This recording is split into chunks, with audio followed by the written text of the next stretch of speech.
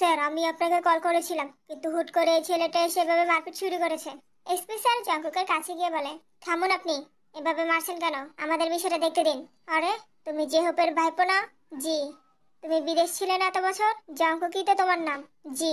আমি যে হোপের college friend, ছোটবেলায় তোমাদের বাসায় অনেকবার গিয়েছি।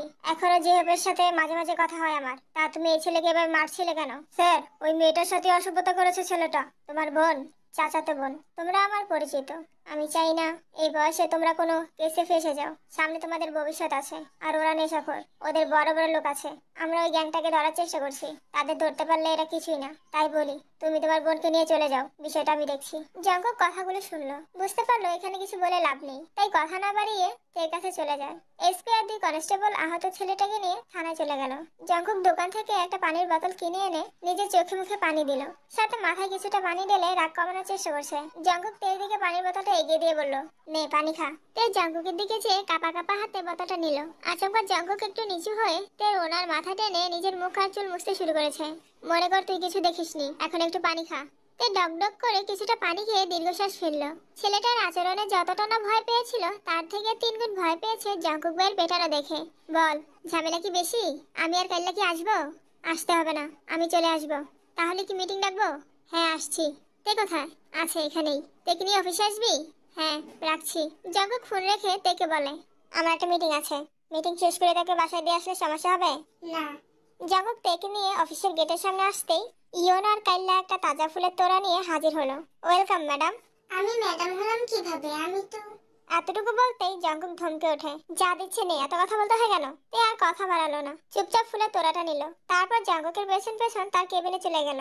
হিজাব খুলে ওয়াশরুম থেকে ফ্রেশ হয়ে আয়। তাই কিছুক্ষণের মধ্যে হাত মুখ ধুয়ে হিজাব খুলে চুল ঠিক করে বেরিয়ে আসে। জঙ্কুক টেবিলের পাশে দাঁড়িয়ে ল্যাপটপে কিছু একটা চেক করছিল। তাই রুমে আসতেই জঙ্কুক নিজের চেয়ার দেখিয়ে বলল, বস এখানে। এটা তো আপনার চেয়ার।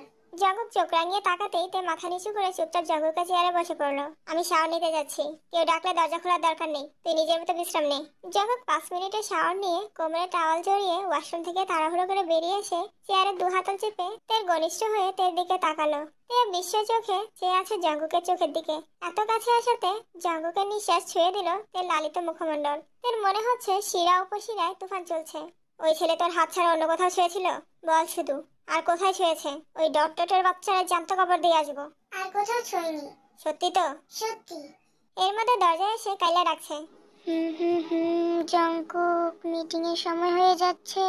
জঙ্কুক রেডি হয়ে চলে যাচ্ছিল, দরজা পর্যন্ত গিয়ে থমকে দাঁড়িয়ে তের দিকে চেয়ে বলল, দরজাটা ভেতর থেকে বন্ধ করে রাখ। কফি আর নাস্তা দিতে বলে যাচ্ছি, দরজা থেকেই নিবি। কেউ ভেতরে যেন না ঢোকে। আমি মিটিং শেষ করে আসছি। কিছুক্ষণের মধ্যে জঙ্কুকের পিয়ে কিছু খাবার 1 কাপ কফি নিয়ে আসে। তে নাক পর্যন্ত ওড়না টেনে মাথা নিচু করে খাবারগুলো নিল। তারপর দরজা বন্ধ করে ওড়না সরিয়ে রুমটা ভালোভাবে দেখছে। দেয়ালে কিছু মোটিভেশন লেখা, তার সাথে একটা দেয়ালে 2টা হাতের ছবি আঁকা, যে ছবিটা জঙ্কুক ভাইয়ের ফোনে দেখেছিল তে। একটা বড় হাতের উপর একটা পিছির হাত শক্ত করে ধরা, নিচে 2টা লাইনে লেখা, আমার দেহে প্রাণ আছে যতদিন, এই হাত ছাড়বো না ততদিন। তার নিচে ডি লেখা। ডি দিয়ে কার নাম হতে পারে? আমার নাম টি দিয়ে, আয়ু আপুর নাম আই দিয়ে। তাহলে কি আয়ু আপুর অন্য কোনো নাম আছে? তে বেশি কান্না করার কারণে মাথা ব্যথা করছে। তে টেবিলের উপর মাথা রেখে চোখ বন্ধ করে বসে আছে। ঘন্টাখানেক পর জঙ্কুক এসে ডাকছে, তে। তে দরজা খুলে আবার চেয়ারে বসে পড়লো। মাথা ব্যথার জন্য বসে থাকতে পারছে না, পুনরায় টেবিলে মাথা রেখেছে। জঙ্কুক রুমে ঢুকে কপাল কুঁচকে তাকালো। টেবিলের উপর সব খাবারই পড়ে আছে, শুধু কফিটা খেয়েছে। তের কাছে গিয়ে শান্ত কণ্ঠে বলল, মাথা ব্যথা করছে? হ্যাঁ। জঙ্কুক তের দিকে তাকিয়ে হারি কণ্ঠে বলল, খাসনি কেন কিছু? খেতে ইচ্ছে করছে না। আমরা বাসায় যাব কখন? এই যে খাবার দিয়ে গেলাম, কিছু খাসনি, বাসায় গিয়েও তো খাবি না, তাই তোকে খাইয়ে তারপর দিয়ে আসবো। জঙ্কুক পিয়েকে ডেকে 1 প্যাকেট কাচ্ছি আর ওষুধ আনে, এরপর মামুনির কাছে ফোন দেয়। এই সময় কল দিলি যে, কোনো দরকার? তে আমার অফিসে আছে, এটা জানানোর জন্য তোমাকে কল দিয়েছি। আমার একটু কাজ আছে, শেষ করে ওকে নিয়ে বাসায় ফিরবো। আচ্ছা ঠিক আছে। শুননিতে বেশি জ্বালাইলে মাথা গরম করিস না বাবা, কাম শেষ করে আয়া পড়িস। সমস্যা নেই, তুমি চিন্তা করো না। জঙ্কুক ফোন কাটতেই তে বলল, আপনি আম্মুকে বললেন না কেন? সব কথা সবসময় সবাইকে বলতে হয় না। জঙ্কুক ফোন টেবিলের উপর রেখে পাশে চেয়ারে বসে বলল, কি হয়েছিল তোর সাথে, সম্পূর্ণ ঘটনা বল। কিছুদিন যাবত কয়েকটা ছেলে কোচিং এর সামনে দাঁড়িয়ে থাকে, সিগারেট খায়, আরো কি কি যেন খায়, আর মেয়েদেরকে উল্টাপাল্টা কথা বলে। অনেক স্টুডেন্ট একসাথে বের হয়, তাই কোচিং এর সামনে দাঁড়ানো যায় না। এই জন্য আমি আর জিমিন প্রতিদিন বের হয়ে একটু সাইডে দাঁড়াই। আমাদের গাড়ি আসলে আমি চলে যাই। জ্বরের কারণে জিমিন আজকে আসতে পারিনি। কোচিং থেকে বের হয়ে আমি অন্যান্য দিনের মতো সাইডে দাঁড়িয়ে ড্রাইভার আঙ্কেলকে কল দিচ্ছিলাম। আঙ্কেল বলল জ্যামে আছে, একটু দেরি হবে, আমি যেন কোচিং এর ভেতরে বসি। যখনই ঘুরে আমি কোচিং এ যেতে নিব তখনই কয়েকটা ছেলে আমার পথ আটকে দাঁড়িয়েছে। আমি সাইড দিতে বলেছি, মাতালের মতো কি যেন বলছিল। ভয়ে আমি উল্টো দিকে হাঁটা শুরু করেছি। ওইখান থেকে একটা ছেলে আমার পিছু নিয়েছে। আমি দ্রুত হাঁটছিলাম আর ফোনে ভাইয়ার নাম্বারে কল দিচ্ছিলাম। ওই ছেলেটা বাজে বাজে কথা বলতে বলতে আমার কাছে চলে এসেছে। তারপর আমি দৌড়ানো শুরু করি। ওই ছেলেটা দৌড়ে এসে আমার হাত চেপে ধরে। আশেপাশে কোনো মানুষ ছিল না। আমি হাত ছাড়ানোর অনেক চেষ্টা করেছি কিন্তু পারছিলাম না। ওই বাজে ছেলেটা আমায় ধরতে নিলে দূর থেকে একটা লোক আমাদের দিকে দৌড়ে আসে। ওই লোকটাকে আসতে দেখে ছেলেটা দৌড়ানো শুরু করে। অনেকটা যাওয়ার পর কয়েকজন মিলে ছেলেটাকে ধরে ফেলে। আমি তখন আবারও ভাইয়াকে কল দিয়েছি, ভাইয়া রিসিভ করেনি। তারপর বাধ্য হয়ে আপনাকে কল দিয়েছি।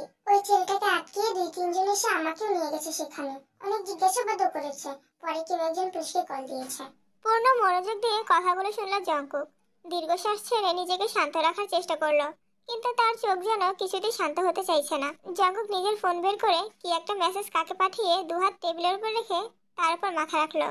তার এই রুদ্রমূর্তি ধারণকৃত রূপ কোনোভাবেই যেন তে না দেখে, তাই নিজেকে আড়াল করার চেষ্টা করছে। তে নির্বোধের ন্যায় জঙ্কুক ভাইয়ের চুলের দিকে চেয়ে আছে। সামনের দিকে লম্বা চুলগুলো টেবিলে পড়ে আছে। তে নিজের ডান হাত এগিয়ে দিল জঙ্কুক ভাইয়ের চুলের দিকে। টেবিলে পড়ে থাকা চুলগুলোকে আলতোভাবে ছুঁয়ে দিল।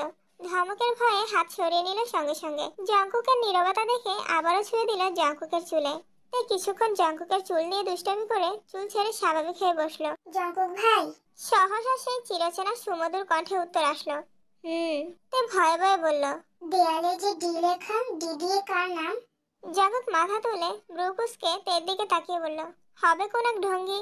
জঙ্কুক কথা ঘোরানোর জন্য শক্ত কণ্ঠে বলা শুরু করলো, আজকের পর থেকে তোর কোনো ধরনের সমস্যা হলে বা যদি মনে হয় সমস্যা হতে পারে সঙ্গে সঙ্গে আমায় কল দিবি।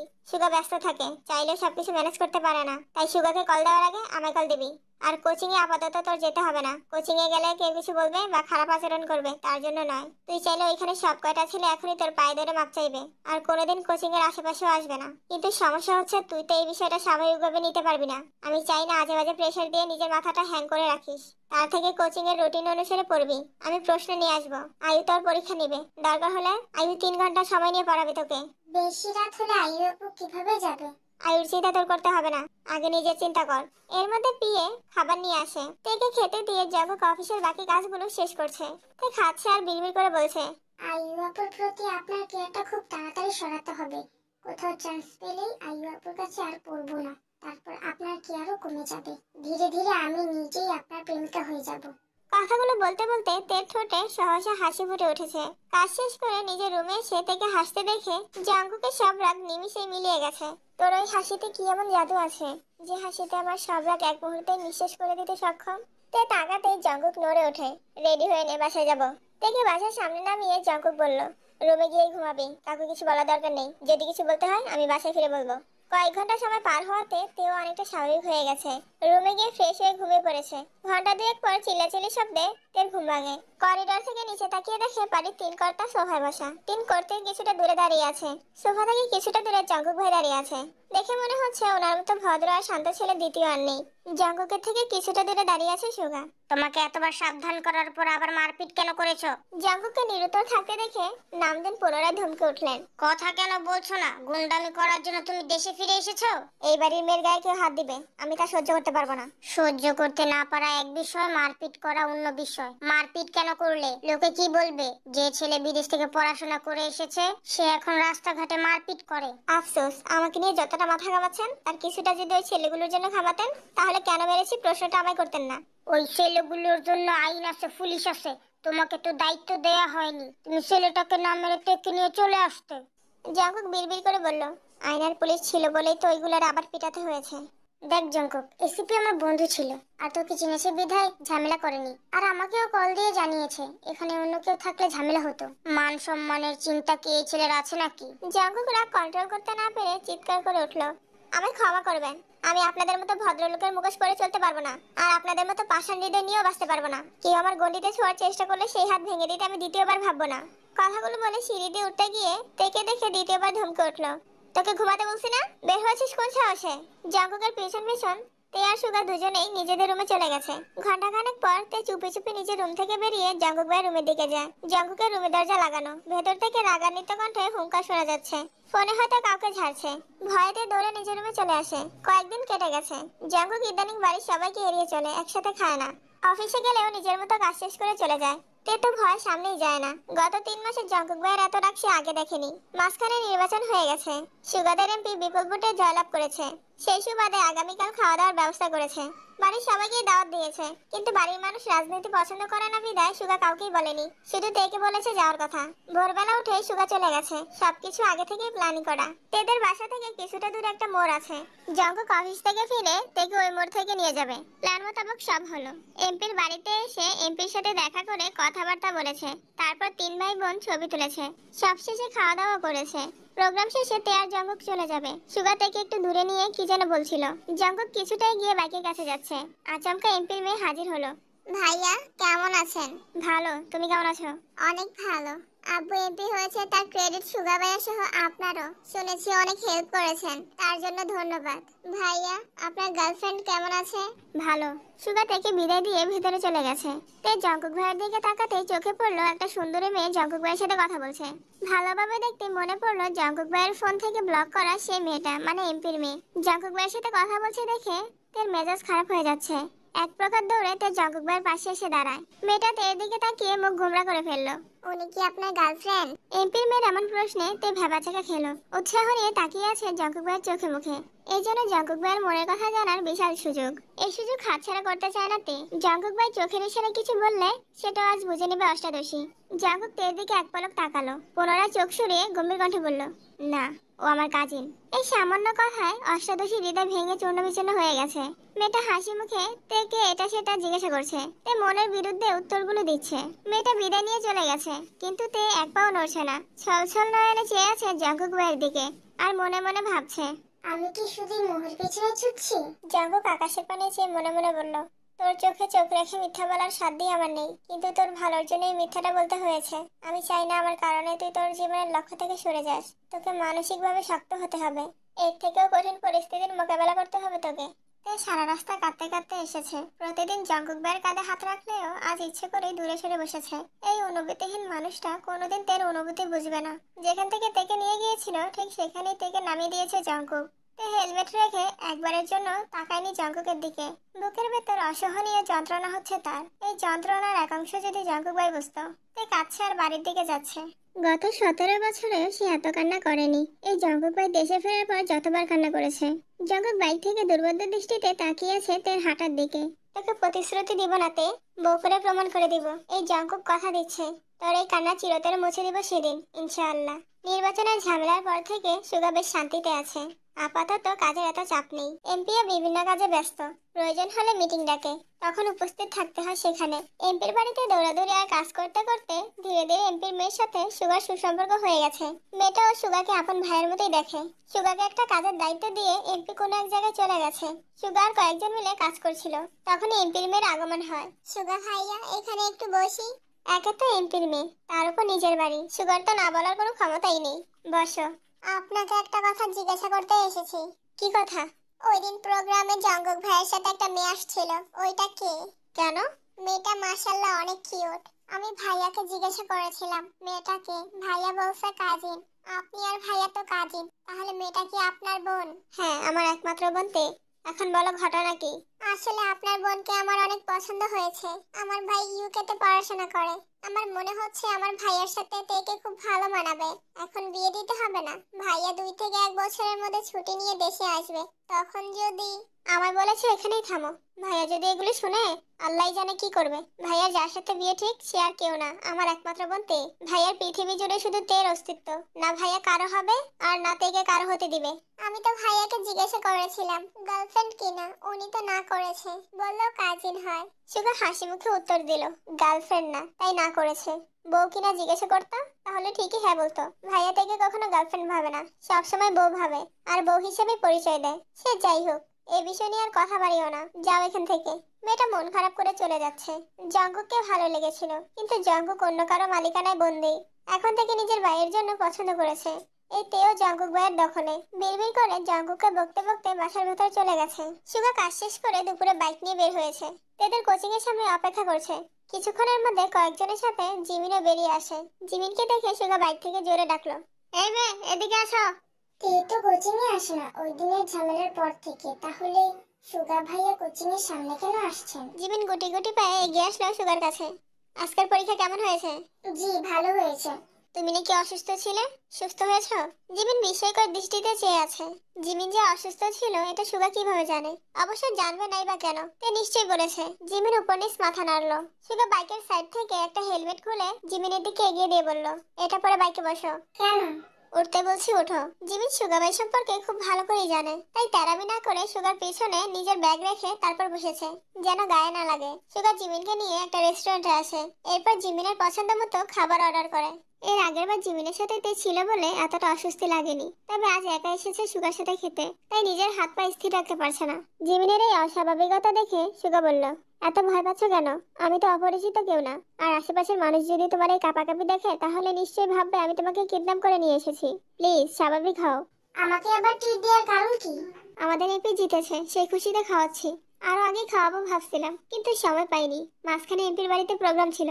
অবশ্যই তোমাকে এখানে যেতে বলতাম, কিন্তু তুমি তো সেখানে যাবে না, তাই আর বলিনি। আজ একটু ফ্রি আছি, এর জন্য তোমাকে নিয়ে আসলাম। তাহলে তেকেও নিয়ে আসতেন। বনুকে নিয়ে আসতে চাইছিলাম, কিন্তু ভাইয়া নিষেধ করলো। কথাটা বলেই ভাবনায় পড়ে গেছে সুগা। যদি জিমিন কিছু বুঝে ফেলে, যেই ভাবা সেই কাজ। জিমিন প্রশ্ন করে বসলো, আপনি তো আপন ভাই, তাহলে উনি নিষেধ করার কি? ওই দিনের কোচিং এর ঘটনাটা তুমি নিশ্চয়ই শুনেছ। আসলে ওই ঘটনার পর থেকে বনু একটু চিন্তিত। এই অবস্থায় এদিকে আসলে যদি ভয় পায়, তাই ভাইয়া না করেছে, আর কিছুই না। ওদের সবাইকে নিয়ে একদিন ঘুরতে যাব। অনেকদিন ধরে সকিনার বান্টু ঘুরতে নিয়ে যাওয়ার কথা বলছে। এতদিন নির্বাচনের ঝামেলার জন্য যেতে পারেনি। এখন না নিয়ে গেলে বাসায় ঝামেলা হয়ে যাবে। বাসায় ঝামেলার ভয়ে ভাই বোনদেরকে ঘুরতে নিয়ে যাবে। সুগা যে কোনো কিছুতে ভয় পায় এটা শুনেই জিমিনের হাসি পাচ্ছে। জিমিনের অপরূপ হাসি দেখে সুগাও হেসে ফেললো। জিমিন সুগার মুখের দিকে কিছুক্ষণ দেখলো। এমনিতে খুব মরি মনে হলেও হাস্যোজ্জ্বল মুখ দেখলে মনেই হয় না এই মানুষটা এত রাগী। খাওয়া দাওয়া শেষ করে জিমিনকে বাসার গলি পর্যন্ত পৌঁছে দিয়ে বাসায় ফিরেছে সুগা। দিনটা ছিল বৃহস্পতিবার। তাই সন্ধ্যাবেলা সোফায় বসে নুডলস খাচ্ছিল। হঠাৎ করে জিন তের পাশে এসে বসলো। কি হয়েছে বড় আম্মু? হ্যাঁ রে তে, মেয়েটা যে তোকে পড়ায় ওর নামটা যেন কি? আয়ু আপু। কেন? আয়ু মেয়েটাকে তোর কেমন লাগে? আমার তো বেশ ভালো লাগে, খুব ঠান্ডা, মন মানসিকতাও ভালোই মনে হলো। আমার মাথায় একটা চিন্তা ঘুরছে, জঙ্কুকের তো বিয়ের বয়স হয়ে গেছে, আয়ুর সঙ্গে তোর জঙ্কুক ভাইকে ভালো মানাবে, তাই না? তার মনে হচ্ছে মাথার উপর অবস্থিত ছাদটা যেন তার মাথায় ভেঙে পড়েছে। যে মেয়েকে নিয়ে নিজেই আতঙ্কে আছে, সেখানে বড় আম্মু ওই মেয়েকে বউ বানানোর কথা বলছে। এ যেন কাটা গায়ে নুনে ছিটা দেওয়ার মতো। তার ডুব গিলে নিজেকে স্বাভাবিক রাখার চেষ্টা করছে, কিন্তু চাইলেও কি সবকিছু লুকানো সম্ভব? যে মানুষটার জন্য বুকের ভেতর এক আকাশ সমান ভালোবাসা, সেই মানুষটার বিয়ের কথা শুনছে, তাও আবার অন্য মেয়ের সাথে। তার চিৎকার করে কাঁদতে ইচ্ছে করছে। বড় আম্মুকে কি করে বোঝাবে? 3 মাসে জঙ্কুক ভাইকে নিজের থেকেও বেশি ভালোবেসে ফেলেছে। এই তে, আয়ুকে জিজ্ঞাসা করিস তো কাউকে পছন্দ করে কিনা। পছন্দ না থাকলে ভাবছি জঙ্কুক আর তার বড় আব্বুর সাথে কথা বলবে এই বিষয় নিয়ে। কথা শেষ করে জিন উঠে রান্নাঘরে চলে গেল। এদিকে তের বুক ফেটে কান্না আসছে। নুডলসের প্লেট রেখে নিজের রুমে এসে ফ্যান ছেড়ে লাউড স্পিকারে গান চালিয়ে ইচ্ছেমতো কাঁদলো। মনের কষ্ট প্রকাশ করার মতো কেউ নেই তের জীবনে, তাই কান্নাই একমাত্র সঙ্গী। ঘন্টাখানেক পর আয়ু পড়াতে আসে। আয়ুকে দেখে তের মাথায় শুধু বড় আম্মুর কথাগুলি ঘুরছে। পড়া শেষে তে বলল, আপু একটা কথা জিজ্ঞেস করি?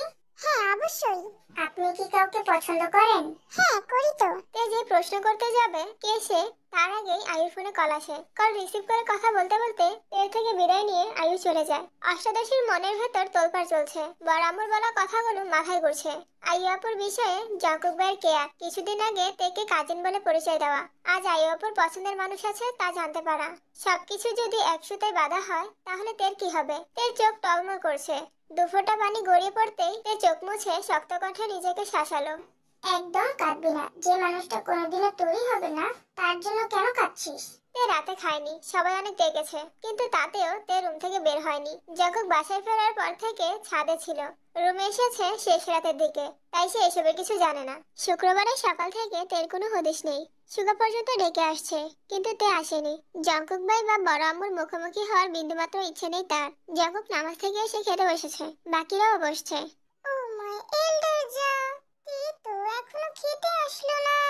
এই কথা জাঙ্গুকের কান পর্যন্ত পৌঁছে গেছে। খাবার মুখে দিতে গিয়েও থেমে গেল।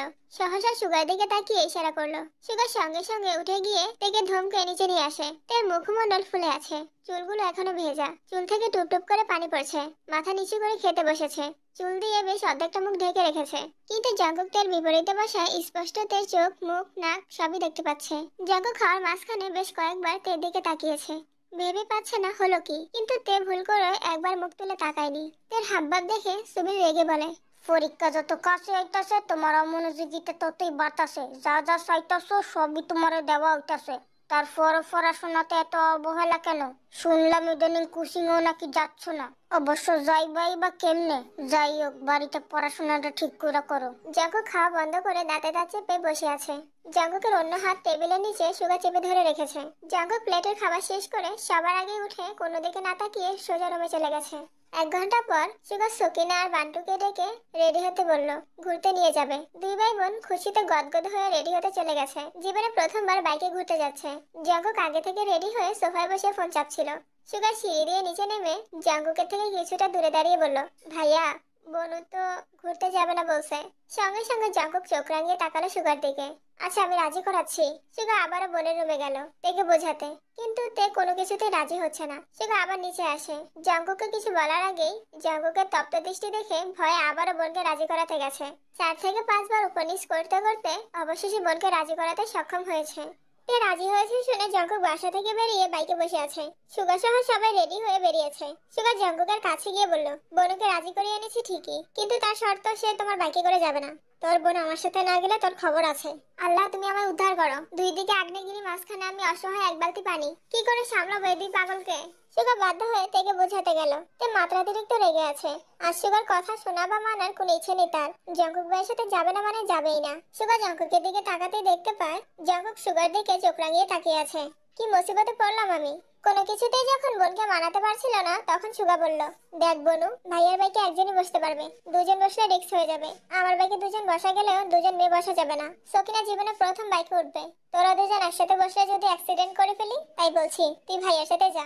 আমি এসব জানি না, ওই বাইকে আমি যাব না। তাহলে তোমরা ঘুরে আসো, আমি যাব না। না, তুই যাবি প্লিজ, এটাই শেষবার। এরপর থেকে আমি তোকে নিয়ে যাব। এবারেও তো ভাইয়ের সাথে চলে যা। এই কথা তো বলে ফেলেছে, কিন্তু ঘুরে ভাইয়ের দিকে তাকানোর সাহস পাচ্ছে না সুগা। কারণ এই কথা শুনে নিশ্চিতভাবে জাঙ্কুকের রাগ 3 গুণ বেড়েছে। আর ভাইয়ের রক্তবর্ণের চোখে চোখ রাখার মতো ক্ষমতা সুগার নেই। সে তো বোনকে বোঝানোর জন্য এই কথা বলেছে, কিন্তু জাঙ্কুক ভাই তো এটা সহ্য করবে না। ঠিক আছে, আমি যাব। সুগা দীর্ঘশ্বাস ছেড়ে হাসলো। বোনকে মানাতে পেরেছে, এতে শুক্রিয়া। তে জাঙ্কুকের পেছনে বসেছে ঠিকই, কিন্তু মাঝখানে এক হাত ফাঁকা রেখে। সুগা, তোর বোনকে ধরে বসতে বল, না হয় রাস্তায় আধমরা হয়ে পড়ে থাকবে, তখন বোনের জন্য কাঁদিস না। জাঙ্কুকের কথা শুনে তে সঙ্গে সঙ্গে জাঙ্কুকের কাঁধ চেপে ধরে জাঙ্কুকের কাছাকাছি এসে বসলো। জাঙ্কুক হেলমেটের আড়ালে হেসে বাইক স্টার্ট দিল। এদিকে সুগা বিড়বিড় করে বলছে, আহারে, আমার বোনের কিছু হলে আমার আগে তুমি তো মরে যাবা। এরপর জাঙ্কুক আর সুগা সবাইকে নিয়ে 3 ঘন্টা ঘুরেছে। সবার পছন্দ মতো খাবার খেয়েছে, নাগরদোলায় উঠেছে, অথচ তের মুখে হাসির ছিটেফোঁটাও নেই। সে জড়বস্তু ন্যায় আচরণ করছে। তেকে এতটা উদাসীন থাকতে দেখে জাঙ্কুকের কষ্ট হচ্ছে। জাঙ্কুক তো চেয়েছিল তের মনোযোগ যেন জাঙ্কুকের থেকে কিছুটা সরে পড়াশোনায় যায়। সে তো কখনো চায় না তার অষ্টাদশী এভাবে মুখ গুমরা করে থাকুক। সকিনা, বান্টু আর সুগাকে বাড়িতে পাঠিয়ে জাঙ্কুক তেকে নিয়ে অনেকটা পথ পেরিয়ে একটা নির্জন রাস্তায় এসেছে। রাস্তার পাশে অনেকটা দূরে দূরে ল্যাম্পপোস্টে লাইটের আলো জ্বলছে। জাঙ্কুক বাইক থামিয়ে তেকে প্রশ্ন করলো, কি হয়েছে তোর? নির্জন রাস্তায় আচমকা এমন প্রশ্নে তে কিছুটা কেঁপে ওঠে। কি বলবে সে? এই প্রশ্নের উত্তর মনের মধ্যে থাকলেও তা বলার মতো সাহস নেই তের।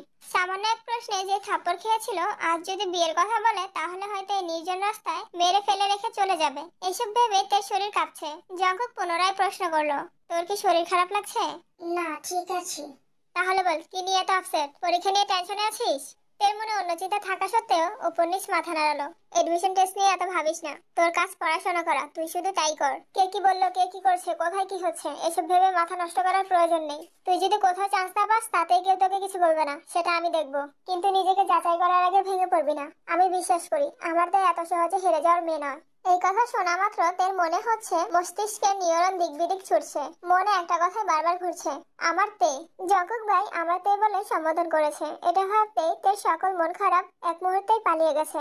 সহসা তের মুখে ফুটে উঠেছে হাসি। জঙ্কুক পুনরায় তের দিকে তাকিয়ে ধীর কণ্ঠে বলল, this is my sparrow, I always want to see you like this. তে নিস্তব্ধ হয়ে চেয়ে আছে জঙ্কুকের দিকে আর মনে মনে ভাবছে, এই যে এই মানুষটাকে নিয়ে এত অভিমান, এত অভিযোগ, সামনে আসলে কেন এই অভিযোগ আর অভিমানটা পালিয়ে যায়? এত এত রাগ কেন দেখাতে পারি না ওনাকে? উনি যদি সত্যি সত্যি আয়ু আপুকে পছন্দ করে, আর আয়ু আপু যদি ওনাকে পছন্দ করে, তাহলে তো ওনাদের বিয়ে খুব শীঘ্রই হয়ে যাবে। তখন আমি কি করব? এই মানুষটা ছোট ছোট কথাতে আমার সব রাগ গলে পানি হয়ে যায়, আবার নতুন করে ওনার প্রেমে হাবুডুবু খাই। উনি আয়ু আপুকে বিয়ে করলে আমার কি হবে? তখনও কি ওনার প্রতি আমার এরকমই টান থাকবে, নাকি এখন ওর অনুভূতিগুলো তখন শুধু স্মৃতি হয়ে থাকবে? এসব ভাবতে ভাবতে তে ঠোঁট ফুলিয়ে কান্না শুরু করে দিয়েছে। হঠাৎ কান্না দেখে জঙ্কুক কিছুটা অবাক হয়ে গেছে, কিছুই তার মাথায় ঢুকছে না। সে ভেবেছিল শুধু এমপির বাড়ির ঘটনা থেকেই তের মন খারাপ, আর বাকিটা পড়াশোনা নিয়ে। কিন্তু এই মন খারাপের সবটা জুড়ে যে আয়ু, এটা জঙ্কুক বুঝতেও পারছে না। জঙ্কুক কিছুক্ষণ সময় নিয়ে চুপচাপ তের দিকে তাকিয়ে আছে, একবারের জন্য কান্না থামাতে বলছে না। অনেকটা সময় কাঁদার পর তে জঙ্কুকের মুখের দিকে তাকালো। একটা মেয়ে এভাবে কাঁদছে, অথচ এই মানুষটা কিছু বলছেও না। এতক্ষণে তো অন্তত পক্ষে 4-5টা ধমক আর 2-3টা থাপ্পড় খেয়েই ফেলতাম, তাহলে আজ এত নিশ্চুপ কেন? এটা ভেবে তে তাকিয়েছে। ল্যাম্পপোস্টের আলোতে স্পষ্ট দেখা যাচ্ছে জঙ্কুক মুস্কি মুস্কি হাসছে। তে তাকাতেই জঙ্কুকের হাসির মাত্রা বেড়ে গেছে। তের মেজাজ আবার খারাপ হয়ে যায়। হাসছেন কেন? জঙ্কুক হাসিটা একটু কমিয়ে উত্তর দিল, আসলে কাঁদলে তোকে অনেক বেশি সুন্দর লাগে তো তাই। কাঁদলে আবার কাউকে সুন্দর লাগে নাকি? আর তাই বলে আপনি এভাবে হাসবেন? আসলে তোর বান্ধবী থেকেও সুন্দর লাগছিল, তাই হাসি আটকাতে পারছিলাম না। বান্ধবী মানে? ওই যে শেওড়া গাছে যে থাকে তোর বান্ধবীটা, ওটা থেকেও তোকে সুন্দর লাগছে। তে আশেপাশে তাকাচ্ছে, এমনি অন্ধকার হয়ে গেছে চারপাশ। রাস্তার আশেপাশে বিশাল গাছের কালো ছায়া দেখে ভয় পেয়ে সঙ্গে সঙ্গে দু হাতে জঙ্কুকের শার্ট খামচে ধরে জঙ্কুকের বুকে মুখ লুকিয়ে ফেলেছে। তেকে ভয় দেখানোর একমাত্র অস্ত্র হচ্ছে ভূত পেতনি, আর কোনো কিছুতেই ভয় পায় না মেয়েটা। জঙ্কুক এটা খুব ভালো করেই জানে, এর জন্যই ইচ্ছে করে তেকে খোঁচা। জঙ্কুক তের পিঠে হাত রাখতে গিয়েও হাত সরিয়ে নিয়েছে। মনের বিরুদ্ধে নিজেকে কন্ট্রোল করা কতটা কষ্টের সেটা জঙ্কুকের থেকে ভালো কেউ জানে না। জঙ্কুকেরও ইচ্ছে করছে থেকে দু হাতে ঝাঁপে ধরতে, কিন্তু সব ইচ্ছে তো পূর্ণতা পায় না। এই যে তুই হুট করে মরা কান্না জুড়ে দেস, আবার হুট করে পাগলের মতো হাসতে থাকিস, তার এমন আচরণেই মানুষ ভাববে তুই সারা পাড়ায় থাকিস। এসব কথা বলবেন না প্লিজ। তাহলে তুই বল কাঁদছিলি কেন? তোরে কে কি বলে যে তুই এভাবে কাঁদিস? এত আবেগ দিয়ে জীবন চলবে না তে। কে কি বললো, কে কি করলো, কে কোথায় চান্স পেলো, এসব ভেবে নিজেকে গুটিয়ে নিলে জীবনে কোনোদিন উন্নতি করতে পারবি না। নিজেকে কন্ট্রোল করতে শিখতে হবে। তে জঙ্কুকে ছেড়ে একটু দূরে সরে মাথা নিচু করে দাঁড়ালো, তাকায় এদিকে। তে 1 সেকেন্ডের মধ্যে জঙ্কুকের চোখের দিকে তাকালো। তোকে অনেক বেশি শক্ত আর সাহসী হতে হবে। আশেপাশে তোকে কাঁদানোর জন্য হাজারো মানুষ থাকবে, তাদের কথা তুই কেঁদেছিস মানে তারা জিতে গেল। এত সহজে অন্যকে জিতিয়ে দেওয়া কি ঠিক হবে? জীবনে যাই হয়ে যাক, তবুও মনোবল ভাঙতে দেওয়া যাবে না। এখনো অনেক সত্যির মুখোমুখি হওয়া বাকি। কি এমন সত্যি? এখন তো না জানলেও চলবে, দেরি হয়ে যাচ্ছে, বাসায় যেতে হবে। রবিবার অফিস থেকে ফিরে ফ্রেশ হয়ে জঙ্কুক সোফায় বসে আছে। কিছুক্ষণের মধ্যেই আয়ু বাসায় ঢুকেছে। তে একটা খাতা রেখে আসছিল, সেটা আনতে আবার রুমে গেছে। আয়ুকে দেখে জঙ্কুক হাতে কয়েকটা প্রশ্ন নিয়ে এগিয়ে গেল। প্রশ্নগুলো দিয়ে কি যেন কথা বলছিল। তে খাতা নিয়ে নামতে গিয়ে সে দৃশ্য দেখে ফেলেছে। যার মনে যেটা থাকে সবার আগে সেটাই মাথায় আসে। তে তাড়াতাড়ি করে নামছে। কাছাকাছি আসতেই জঙ্কুক ঘাড় ঘুরিয়ে তেকে দেখলো। তারপর স্বাভাবিক কণ্ঠে আয়ুকে বলল, তুমি ওসব নিয়ে চিন্তা করো না, আমি দেখছি। আর তুমি ফ্রি হয়ে আমাকে একটা কল দিও। আচ্ছা ঠিক আছে। এদিকে তে ড্যাব ড্যাব করে দুজনের দিকে তাকিয়ে আছে। মাথার ভেতরে প্রশ্নের সব এলোমেলো হয়ে ছুটছে। আয়ু আপুকে চিন্তা করতে না করছে, জঙ্কুক ভাই দেখবে। এসবের মানে কি? ওনাদের মধ্যে সম্পর্ক না থাকলে তো এসব কথা বলতো না, আবার কলও দিতে বলেছে। গেল রে গেল, তোর জঙ্কুক ভাই অন্য মেয়ের হয়ে গেল। জঙ্কুকের আনা কোচিং এর কয়েকটা প্রশ্ন দিয়ে আয়ু পরীক্ষা নিয়েছে। মোটামুটি 3 ঘন্টার উপরে সময় লেগেছে। ড্রাইভার আর সুগাকে পাঠিয়েছে আয়ুকে বাসা পর্যন্ত দিয়ে আসতে। তাই খেতে বসেছে। 2 মিনিটের মধ্যে জঙ্কুকও খেতে এসেছে। বাড়ির সবার খাওয়া দাওয়া অনেক আগে শেষ হয়ে গেছে। জঙ্কুক ইচ্ছে করে তের জন্য অপেক্ষা করছিল। এই যে সে আয়ুর সাথে কথা বলেছে, তের মনে কি চলছে তা বোঝার জন্যই। দুইজনই চুপচাপ খাচ্ছে। হঠাৎ জিন চেয়ার টেনে জঙ্কুকের পাশে বসে বলল, বাবা তোর সাথে একটু কথা ছিল। বলো, শুনছি। তের খাওয়া বন্ধ হয়ে গেছে। সে খুব ভালোই বুঝতে পারছে বড় আম্মু কি বলতে চাচ্ছে। আজকে আয়ু আপু যাওয়ার সময় তে দেখেছে বড় আম্মু আয়ু আপুকে দূর থেকে বউ দেখার মতো পরখ করছিল। আর কিছুদিন পরেই তোর 25 বছর হতে চললো। তুই যেহেতু এখন ব্যবসাও করছিস, তোর আব্বুর মুখে শুনেছি তুই খুব ভালো মনোযোগী, আর তুই যাওয়াতে নাকি ব্যবসায় অনেক উন্নতি হচ্ছে। তাই বলছিলাম বিয়ে তো করা দরকার। আমি সেদিন থেকে আয়ুর কথা জিজ্ঞাসা করেছিলাম, মেয়েটাকে আমার ভালো লাগছে। তোর পছন্দ হলে ভাবছি তোর আব্বুকে জানাবো। জঙ্কুক পূর্ণ মনোযোগ দিয়ে মায়ের বলা এলোমেলো কথাগুলো শুনলো। যতই রাগ উঠুক, জঙ্কুক মায়ের উপর সহজে চেঁচায় না। জঙ্কুক তের দিকে এক পলক তাকালো। তে অনেকক্ষণ আগে থেকেই খাওয়া বন্ধ করে মাথা নিচু করে বসে আছে।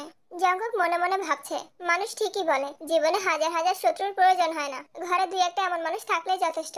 হায় আল্লাহ, আমি বিয়ে করার আগে তো ওরা আমার সংসার ভেঙে দিবে। তার মানে এই কারণেই তো এতদিন কান্না করছিল। আর আমি ওকে পড়াশোনা নিয়ে এত জ্ঞান দিলাম। জঙ্কুককে নিশ্চুপ থাকতে দেখে তের মনটা দুমড়ে মুচড়ে যাচ্ছে। জঙ্কুক ভাই রাজি হলে সামনে বিয়ে, অবশ্য রাজি হবেই বা না কেন, উনিও তো একটা মেয়ে বাড়িতে পড়াতে আসে, আর তোমরা কি সব ভাবছো? তাছাড়া আমি এখন বিয়ে করব না, এই টপিকে আর কথা বলো না। এইটুকু বলেই জঙ্কুক দাঁড়িয়ে তের দিকে তাকিয়ে বলল, এ মেয়ে, খাওয়া শেষ করে পড়তে বস গিয়ে। এসব বাজারে চিন্তা মাথায় ঢুকাবি না। এডমিশন টেস্টের চাপে তের নাজেহাল অবস্থা।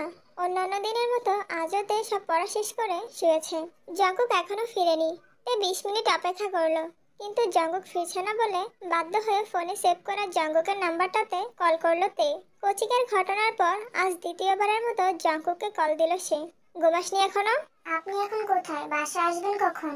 বাসায় ফিরতে একটু দেরি হবে। কেন? কোথায় আছেন? একটা কাজে এসেছি। সুগা আমার সাথে আছে, চিন্তা করিস না। ভাইয়া কি আপনার পাশে? না, একটু দূরে। কথা বলবি? ডাকবো? না না, এমনি আসছেন না যে, অপেক্ষা করছি তো।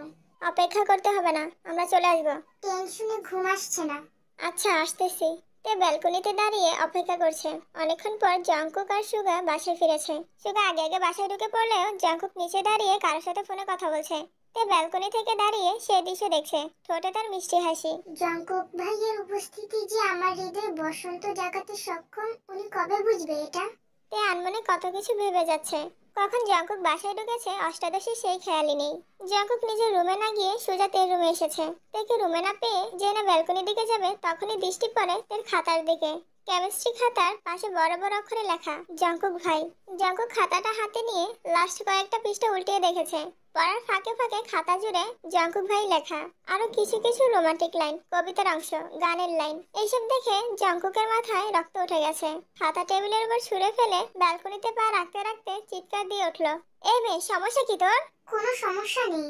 লোক দেখানো পড়াশোনা করার কোনো দরকার নেই। এটা তোর জন্য লাস্ট ওয়ার্নিং। যদি তুই ঢাকা বিশ্ববিদ্যালয়ে চান্স না পাস, তাহলে তোর পা ভেঙে ঘরে বসিয়ে রাখবো। পড়াশোনা যদি করতে চাস তাহলে চান্স পেতেই হবে, আর না হয়। এইটুকু বলেই জঙ্কুক চলে যায়। তাই কিছুক্ষণ পর রুমে আসতেই চোখে পড়ে খাতাটা। ফ্যানের বাতাসে খাতার পৃষ্ঠাগুলো উড়ছে। তাই সঙ্গে সঙ্গে খাতা তুলে নেয় হাতে। খাতা জুড়ে জঙ্কুক ভাই লেখা দেখে কলিজা শুকিয়ে গেছে। সর্বনাশ, এই খাতা কি জঙ্কুক ভাই দেখে ফেলেছে? তখনই জঙ্কুক আবার তের রুমে এসে ফ্যান বন্ধ করে তের হাত থেকে খাতাটা নিয়ে আগুনে জ্বালিয়ে দেয়। ভবিষ্যতে এই ঘটনা পুনরায় ঘটলে তার ফলাফল আরো বেশি ভয়ানক হবে, মনে থাকে যেন। বলে জঙ্কুক তের রুম থেকে বের হয়ে যায়। জঙ্কুক শুধু খাতায় পুরায়নি, পুড়িয়েছে অষ্টাদশী হৃদয়ে বাড়তে থাকা ভালোবাসাকে। জঙ্কুক কিছু না বলে বুঝিয়ে দিয়েছে জঙ্কুককে ভালোবাসার যোগ্যতা তের নেই।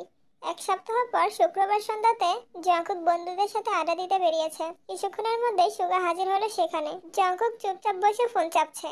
সুগা, তুই তোর বোনকে জঙ্কুকের কাছে বিয়ে দিতে রাজি হয়েছিস কেন? সুগা জঙ্কুকের দিকে তাকিয়ে স্বাভাবিক কণ্ঠে বলল, আমার বিশ্বাস ভাইয়া আমার বোনকে সারা জীবন রাজরানী করে রাখবে। আমার বোনের জীবনে যত জ্বরই আসুক না কেন, ভাইয়া সবসময় তার সামনে ঢাল হয়ে দাঁড়াবে। ভাই হিসেবে এর থেকে বেশি আমি কি চাইবো? আমার একটা প্রশ্ন আছে। বলো ভাইয়া। এই যে তুই জঙ্কুককে ভাইয়া ডাকিস, তোর বাকি ভাই বোনেরাও জঙ্কুককে ভাইয়া ডাকে, তাহলে তে কেন ভাইয়া ডাকে না? তোমার কি মনে হয় বনু ডাকেনি? ভাইয়া দেশে ফেরার পর বনু ভাইয়াকে একবার জঙ্কুক ভাইয়া, একবার জঙ্কুক ভাই এমন করে ডাকতো।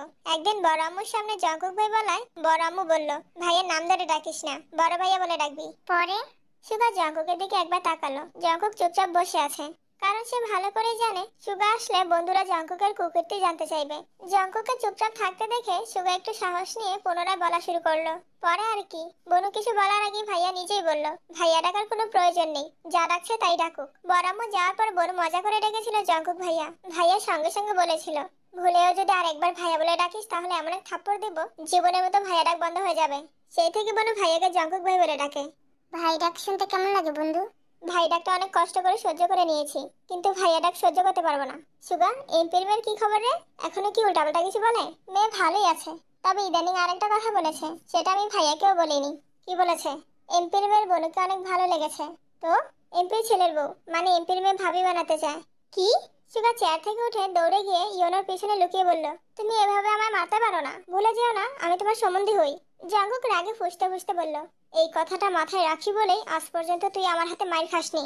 সুগারে, তোর ভাগ্য ভালো, শালা হলে যে কি দশা হতো তোর আল্লাহই ভালো জানেন। তোকে আমি আগেই না করেছিলাম, তোকে ওই বাড়িতে নেওয়ার দরকার নেই, তুই জোর করেছিলি বলে আমি নিয়েছিলাম। এমপির মেয়ের এমনি আমার সহ্য হয় না, এখন আবার ভাই। ছেলের নাম কি, কই পাবো এটা বল শুধু। ছেলে ইউকেতে থাকে, ছেলে এসবের কিছু জানে না। এমপির মেয়েরই ভালো লাগছিল, আমি না করে দিয়েছি। বলছি বলে তোমার বউ কাহিনী যেন না বাড়ায়। আমায় আগে বলিসনি কেন? এখানে চারজনের সামনে বলে যান বাঁচানো কষ্টকর হয়ে যাচ্ছে, বাড়িতে আমায় একা পেলে যে মাইর দিবা না তার গ্যারান্টি কি আছে? এমপির মেয়েটা যদি ছেলে হতো তাহলে ওর খবর করে ছাড়তাম। এমপির ছেলে দেশে ফিরে জানাস তো আমাকে, কেন মারবা নাকি? কিন্তু ছেলে তো কিছুই জানে না, সেটা সময় বলে দিবে। আরো ঘন্টা দুয়েক আড্ডা দিয়ে 10টার পরে বাসায় ফিরেছে দুই ভাই, তার জন্য খাবার এনেছে। তবে সেই খাবার আজ জঙ্কুক দেয়নি। সুগাকে দায়িত্ব দিয়ে জঙ্কুক নিজের রুমে চলে গেছে। জঙ্কুক চাইছে তে তার সর্বোচ্চ চেষ্টাটা করুক, জঙ্কুকের জন্য যেন তার পড়াশোনায় কোনো সমস্যা না হয়। তাকে শক্ত আর স্বাভাবিক করতেই জঙ্কুকের এত কঠিন পদক্ষেপ নেওয়া।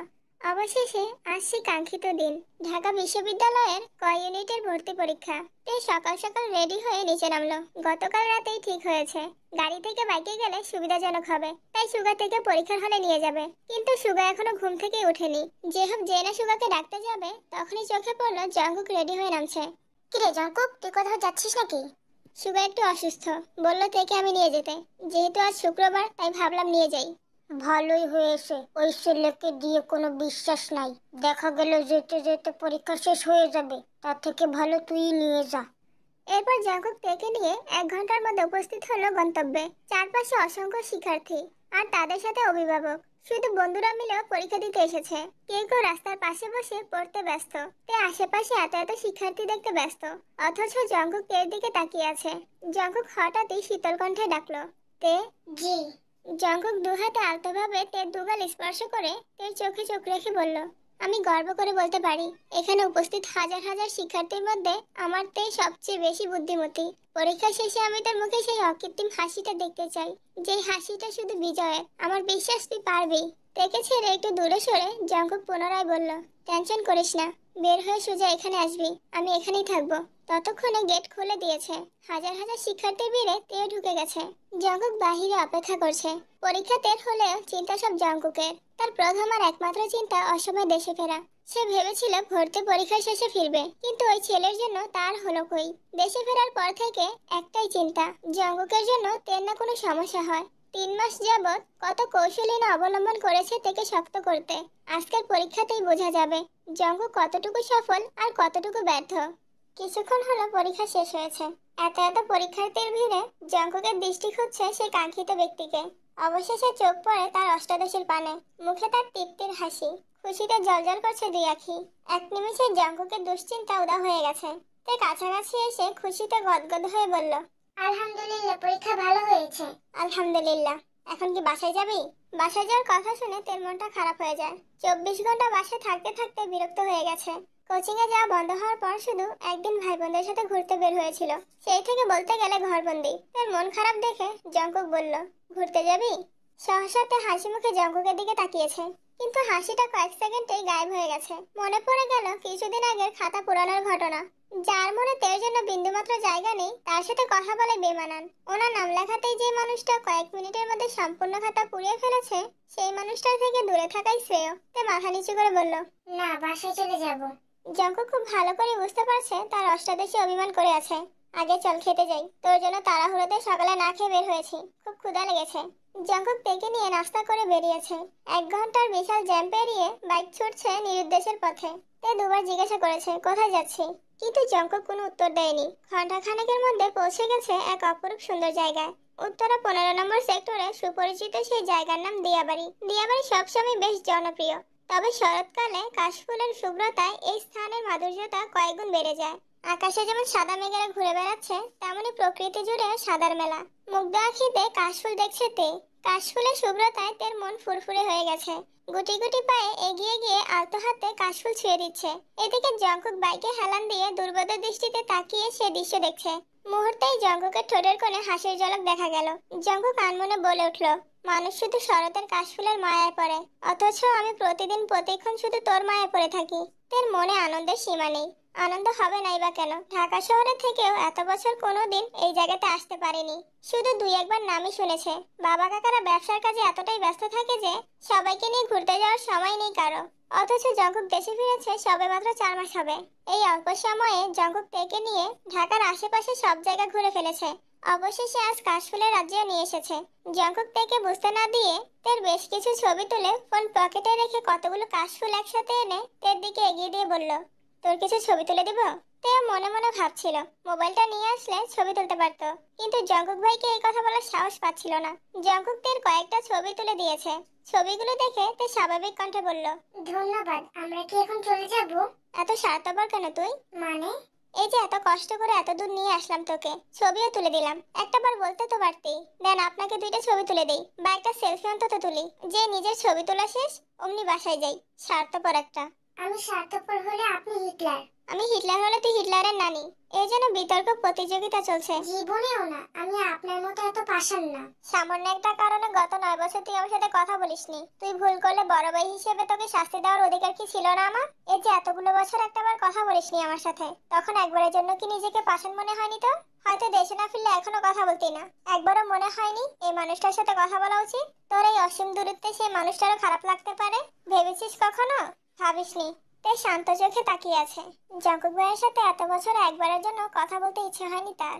অথচ ওনাকে দেখার পর ওনার ভারী কণ্ঠে বলা এক একটা কথা, অনুভূতিহীন আচরণ, ক্রোধিত আঁখি, তাকানোর স্টাইল, ঘন কালো চুল আর গাল ভর্তি ছোট ছোট দাড়ি দেখে ধীরে ধীরে প্রেমে পড়তে বাধ্য হয়েছে। জঙ্কুক ভাই তো দেশে ফিরে আবারও থাপ্পড় দিয়েছে তাকে। কই এবার তো সে কথা বন্ধ করেনি। রাগ অভিমান শেষে ঠিকই বারবার কথা বলেছে। এই যে সেদিন খাতা পুরালো, তারপর আজ সেই মানুষটার সাথে ঘুরতে এসেছে। তাহলে এত বছর কেন কথা বলতে ইচ্ছে হয়নি তার? তাই কিছু বলছে না দেখে জঙ্কুক বাইকের দিকে চলে যাচ্ছিল। তাই আচমকা বলে উঠল, আপনার সাথে একটা ছবি তোলা যাবে? জঙ্কুক মুচকি হেসে বলল, হোয়াই নট। এরপর ঘোরাঘুরি শেষে বাসায় ফিরছে। তার হাতে অনেকগুলো কাশফুল। তার খুব ইচ্ছে করছে এগুলো বাসায় নিয়ে সকিন আর বান্টুকে দেখাবে, কিন্তু জঙ্কুকের করা নিষেধ, বাসায় নেওয়া যাবে না। তাই রাস্তায় দুইটা পিচ্ছি মেয়েকে ফুলগুলো দিয়ে বাসায় চলে এসেছে।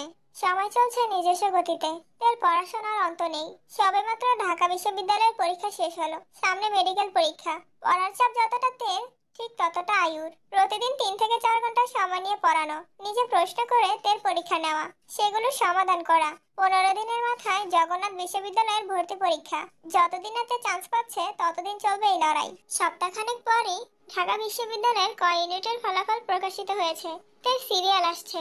সেই খুশিতে বাড়িতে উৎসব চলছে। প্রতিটা মানুষই মহা খুশি। তবে সুবিন তেমন খুশি না, কারণ ওনার ইচ্ছে তে মেডিকেলে পড়বে। বিশ্ববিদ্যালয়ের প্রতি ওনার আগ্রহ নেই বললেই চলে। বাড়ির সবাই হইচই করছে দেখে এক সময় ধমক দিয়ে বসলেন, এত খুশি হওয়ার কিছু হয় নাই, সামনে পরীক্ষা, পড়তে বউ গিয়া যাও। জঙ্কুক রুমের বাহিরে বেলকনিতে দাঁড়িয়ে নিচে সবার হই হুল্লোড় দেখছিল। তবে সুবিনের ধমকে আজ জঙ্কুকের রাগ হচ্ছে না, বরং তের চান্স পাওয়ার খুশিতে এসব সামান্য বিষয়কে সে পাত্তাই দিচ্ছে না। কিন্তু সুবিনের ধমকে তের মন খারাপ হতে সময় লাগলো না। সিঁড়ি দিয়ে উঠে নিজের রুমে যেতে গিয়ে জঙ্কুককে দেখে থমকে দাঁড়ালো। শীতল চোখে তাকালো একবার, হয়তো বুঝতে চেয়েছিল রেজাল্টের কথা শুনে জঙ্কুক ভাই খুশি হয়েছে কিনা, কিন্তু জঙ্কুকের অভিব্যক্তি বোঝা গেল না। তাই মাথা নিচু করে নিজের রুমে চলে গেল। তের পড়া যেমন থেমে নেই, তেমনি আয়ুরও ছুটি নেই। তাই কিছুদিন পর মেডিকেলে ভর্তি পরীক্ষা দিল। এবার আর জঙ্কুক নিয়ে যায়নি, সুবিন নিজে গাড়ি করে মেয়েকে নিয়ে গেছে। পরীক্ষা যেমনই হয়েছে, রেজাল্টের অপেক্ষায় আছে সবাই। কিছুদিন পর জঙ্কুক আর ইয়োনো অফিসে কাজ করছিল। হঠাৎ কাইলা ছুটে এসে উত্তেজিত কণ্ঠে বলল, কিরে জঙ্কুক, তে চান্স পেয়েছে তো? জঙ্কুক ল্যাপটপের দিকে তাকিয়ে থেকে উত্তর দিল, ডিউতে হয়েছে, জগন্নাথ ওয়েটিং। কেন? আরে ভার্সিটি না, মেডিকেলে চান্স পেয়েছে কিনা জিজ্ঞেস করেছি। জঙ্কুক অবাক চোখে তাকিয়ে প্রশ্ন করলো, রেজাল্ট দিয়ে দিয়েছে নাকি? হ্যাঁ, মাত্র দেখলাম, এই জন্যই তো তোকে জিজ্ঞেস করতে এসেছি। যখন তাড়াতাড়ি ফোন বের করে নেটের রেজাল্ট দেখে তার মুখটা মলিন হয়ে গেল।